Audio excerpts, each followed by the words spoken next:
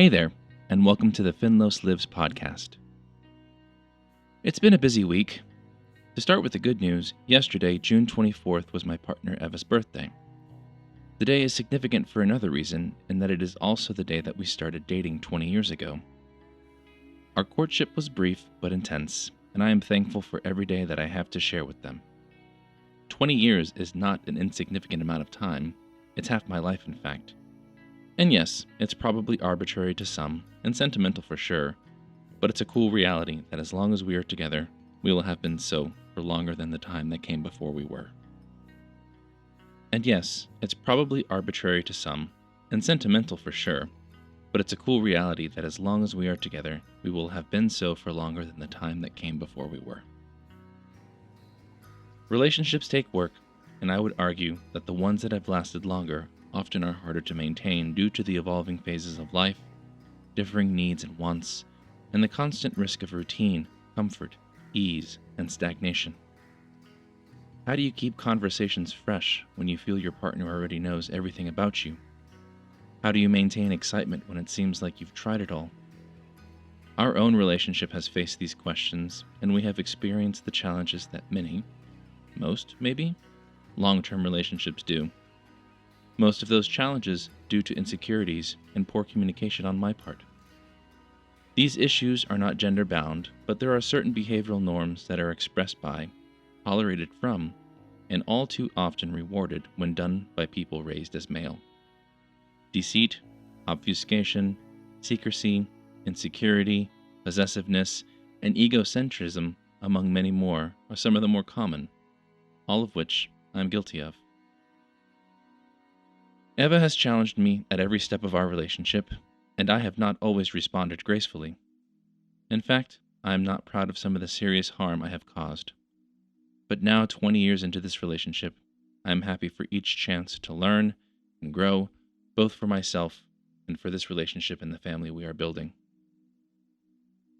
The other big thing that happened yesterday, June 24th, of course, was the Supreme Court's announcement of its 5-4 decision to overturn Roe v. Wade and give individual states the authority to determine the legality of an individual's right to decide whether or not to carry a child to term. I will not speak to the matter at hand, nor to the decision from the day just prior, which took the complete contradictory position that a state does not have the right to regulate who can or cannot carry a firearm in public. Instead, I would like to consider what these events reveal about the stability of institutions over time, even those as vaunted as the Supreme Court or the Houses of Congress, or even the basic systems of democracy like voting rights and transitions of power. No institution is immune from societal or cultural pressures. And in similar terms, neither can we assume that institutions will be responsive to the needs of a people, especially when personal economic gain are in question. Civil democratic society is a fragile thing which requires consent of the ruled to remain functional. I try to explain this concept to my students in as basic of terms as possible. I ask, what could I do if you, as a group, decided to collectively walk out of the class? And after a few moments of awkward silence, the reality becomes clear, that there is nothing I could do as an authority to stop such a revolt. Sure, I could call enforcement officials to try to regain control, but there are always fewer in the authority, and so their tools when faced with challenge to rule are always fear and violence. In this moment, to quote a recent Star Wars film, there are more of us, but there must also be more of us who are willing to vote, more of us who are willing to challenge the threats to the institutions of civil society. There must be more of us who are willing to act rather than post a convenient meme or message on social media. This is a difficult time, as the institutions of progress are under attack. Don't let fear guide your actions. Be wary of the voices of hypocrisy, of those who demand personal liberty for themselves while stripping the liberties of others. Be wary of those who point to the others or outsiders or those who don't share an ideological, spiritual, or political belief as the source of all our problems. Be wary of those who attempt to silence dissent for any but their own. These are easy ideas to state as a matter of theory, but as I look to our children, their import is made all the more real, as their bodily autonomy is being challenged, as their rights to individual expression and experience are questioned, as theirs is the future that is under threat from calamity. We must work for them. Speaking of Star Wars, Disney Plus's Obi-Wan Kenobi series just wrapped after 6 episodes. And just to say it, spoiler alerts galore. Overall, I really enjoyed the series. My biggest complaint is that, much like some of the other recent offerings in the Star Wars universe, the pacing of the show was uneven. There were entire chunks of episodes that felt like filler, while other portions were so concise and well-produced and just flew by. This also can be said of the production values. Some parts of the show were absolutely cinematic in scope, while others revealed the limitations of a smaller set. Some suppose that this is due to the show's transition from film to series format, which makes sense.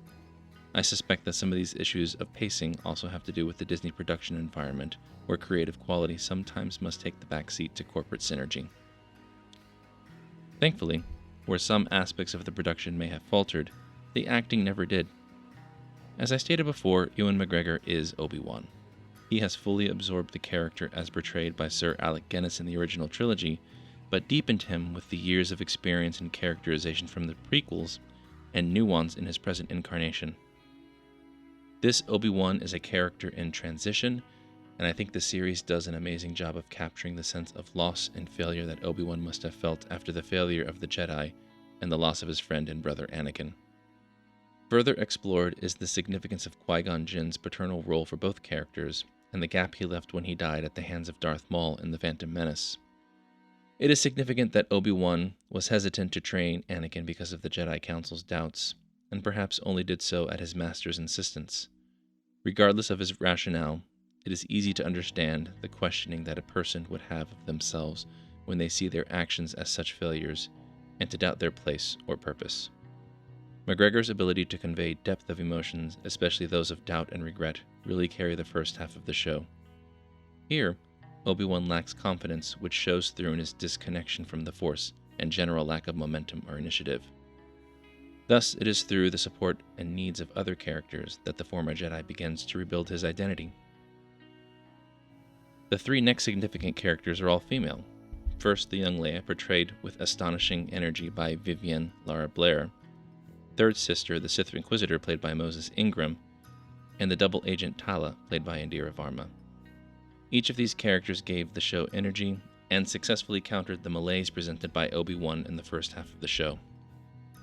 If I have any complaints, it's that the series' short length of only 6 episodes did not really allow for the 2 adult characters to get much screen time, and they were both potent forces when on the screen.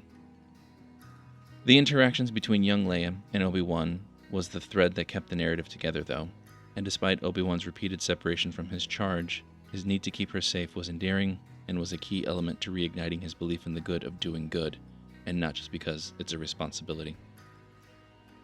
I think I was most surprised by my excitement to see Hayden Christensen as Darth Vader and Anakin Skywalker. Enough has been said about his acting in the prequels, but I was impressed by his ability to embody the larger-than-life persona of Darth Vader through physicality, to recapture the youthful arrogance and longing of young Anakin as a Padawan, and to emote so strongly with just the use of his voice and a barely seen face. The climactic battle between Darth Vader and Obi-Wan was satisfying, and believably offered the closure that the former teacher needed to begin to heal, and the hateful motivation that would continue to drive Vader into a new hope. Many have questioned why Obi-Wan didn't kill Darth Vader in this battle, and while the obvious reason is that if he did, then there wouldn't be an Episode 4, the better reason is that we are being reminded of how these 2 powerful characters diverge in their understanding of their power. One used it to attempt to control the sources of anxiety and fear he encountered in the universe, an impossibility, while the other used it to levy compassion and offer opportunity. As these series continue to explore the validity of the Jedi Order and its teaching, this is one element that I think should be seen as a strength of the light side.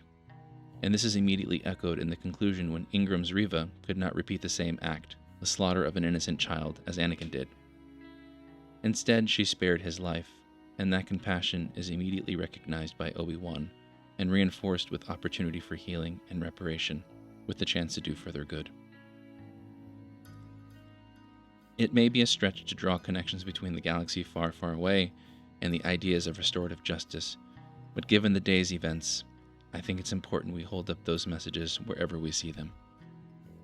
Ultimately, this was a more thoughtful narrative than other Star Wars series like The Mandalorian. This is partly due to the established characters, but also because the themes of healing and internal reconciliation were so present. It was not perfect, but I am happy to continue to explore this universe with these characters, both new and old. Thanks to Eva, as many of the thoughts and ideas I just presented are a direct result of a conversation we had about the show after its conclusion, especially the deeper themes of trauma, healing, and restorative justice. I'd like to close this episode with some thanks for those who support this show. My good friends Alice and Naeem have been financial backers since I started, and recently my Uncle Ken joined them as my first supporter on Patreon. I'm working to make your dollars worth the experience and time. I would also like to thank those who have given their time to allow me to record them. You are the backbone of this podcast. If you have comments, questions, or suggestions, please send them to finloslives@gmail.com or share them on social media. You can also leave me a voicemail via the SpeakPipe widget at finloslives.com. Thanks for listening, and stay safe.